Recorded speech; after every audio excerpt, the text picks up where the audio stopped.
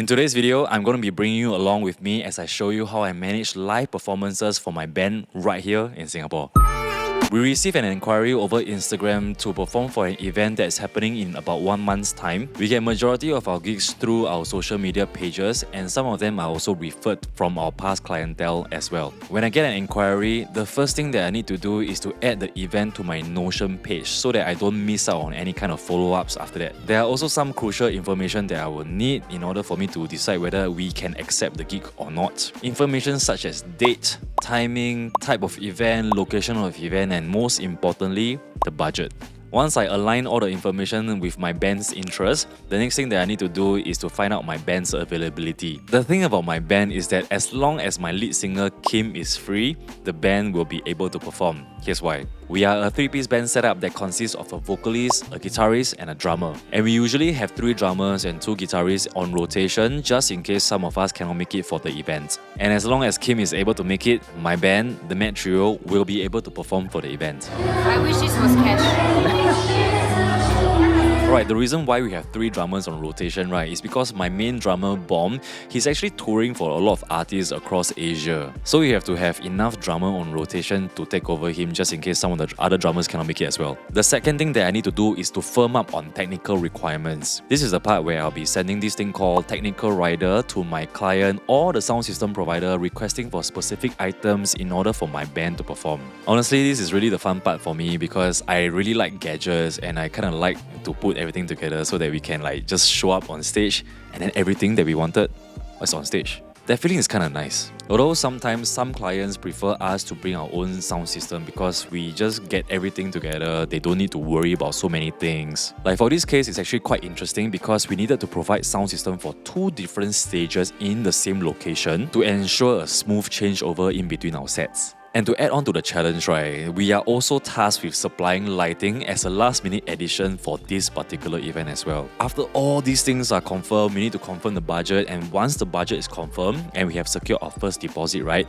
I will usually need to head down to the venue to familiarize myself with the event setup, the band's positioning, the location of the power supplies, and operation processes like loading and unloading routes. For today's site recce, we are actually at Pan Pacific Singapore, located at Raffles Boulevard. Our first set will be outside of the ballroom for the cocktail hour. So this is where they will be mingling and we'll be just performing some light music as background for them. After that, we'll be moving indoors to the ballroom where the actual event will happen. So in order for me to minimize movements and time between the 2 different stages, I plan to have 2 different separate sound systems that are parked in both locations. And in terms of how the process will go, the technical team will come and set up both areas first and then wait for the band to arrive. Once the band arrive, we will be sound checking the indoor area first where the main event is happening before we go outside of the ballroom to sound check for the cocktail hour. Right, this way we can park our equipment outside for the cocktail hour. Once 6:30 starts, we can straight away start the live band music going without any disruption going on. This way we can also be minimizing disruptions that might happen along the way if we need to keep changing our setup or move the speakers around. So yeah, that's the way I planned it. And once this recce is done, I'll brief my tech guy with all the updated informations on where the live band is going to be at, the PowerPoints and loading bay as well. But I'm sure he knows where the loading bay is by now. Also, usually the tech guy is the one doing all this kind of recce, but he's on holiday, so yeah, here I am. I have to do it and I can record this video for you guys. How long have you been in this company?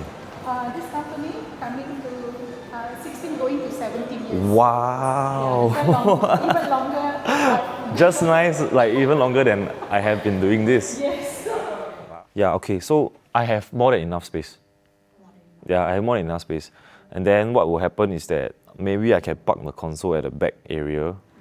Yeah, my band will hang out around here. I think during the break we'll hang out around here. So during the break we'll be hanging out here. Yeah. After the site recce is done, the next thing that I need to do is to update all this event information on our Google Calendar as well. And then I have to send the invite to my band members. From here on, it's mostly liaising online and doing up all the necessary paperwork for the event to run smoothly. One of the other things that I need to handle is the welfare of my crew and my band members as well. Manpower arrangements like hiring a photographer to capture just the band itself during performances, and also arranging meals for my crew members who are hard at work during the event. On the musical side of things, we will usually need to plan the set list accordingly to the event, and Kim is usually the one planning all these things. And sometimes we might get songs that we have not learned or heard yet, so it's up to us individually to go and chart the song. And we have come to a point where we don't really have any rehearsals at all because we have been doing this for more than a decade. Every individual member is expected to show up to the show with their charts ready. All these things are planned out. Here comes show day. I think that show day is rather relaxing if everything is planned out nicely. The perfect scenario is everybody arrives on time, and for this instance, my sound and lighting guys, they arrived on time, which is, it's great. So usually my sound tech will arrive at a venue to set up the entire stage for the band as well as for the client. They will do things like line check, PA checks, and a lot of different sound checks before the band do their own sound checks. While this is happening on the sound side, the lighting side will be doing their own setup and doing their lighting presets as well. Our sound check process is usually quite fast because my band members really don't have much preferences to our sound. As long as we can hear ourselves, we can hear each other, we are good to go. Also because we are familiar with this sound guy and he has our settings all saved in his digital mixer as well. So we just recall, tweak a bit, and we are good to go. For my band to do a complete sound check, it usually takes about 5 to 30 minutes. Yes, we have done sound checks in 5 minutes. If the band lineup don't change, all we need to do on the digital mixer is to recall the setting. Since we are all on IEM packs, all the settings should be saved as well. So 5 minutes. Right, so for this show, according to the schedule, we are performing for their cocktail hour outside of the ballroom before moving into the ballroom for their dinner event. We just finished the event, everything went well, and I think everyone is very happy as well. We are well fed, sound was good, lighting was good, everything is good, client is happy, and right now it's time to head back to the office. After the event, I'll head back here to the office to complete any kind of remaining paperwork like chasing the payments, etc. I will also be doing post-productions of the audio and video recording of our live performances. I have to admit that I am quite OCD, so as much as possible, I will try to do this thing called multi-track audio recording on site so that I can have more controls during the post-production stage. For video-wise, I'm not that particular. I'm just using one camera to record the entire session. My own theory is that as long as you sound good, the visual don't really matter that much. Where do we go? Where do we go now?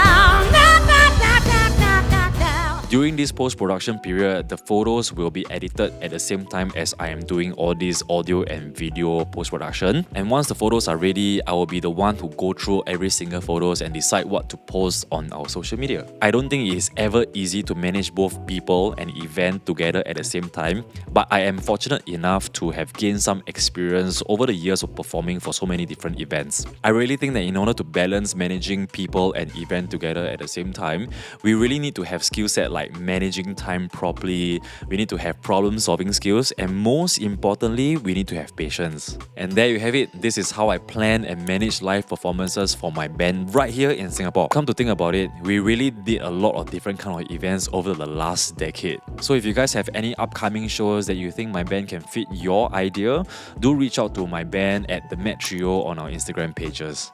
Have a good one, everybody.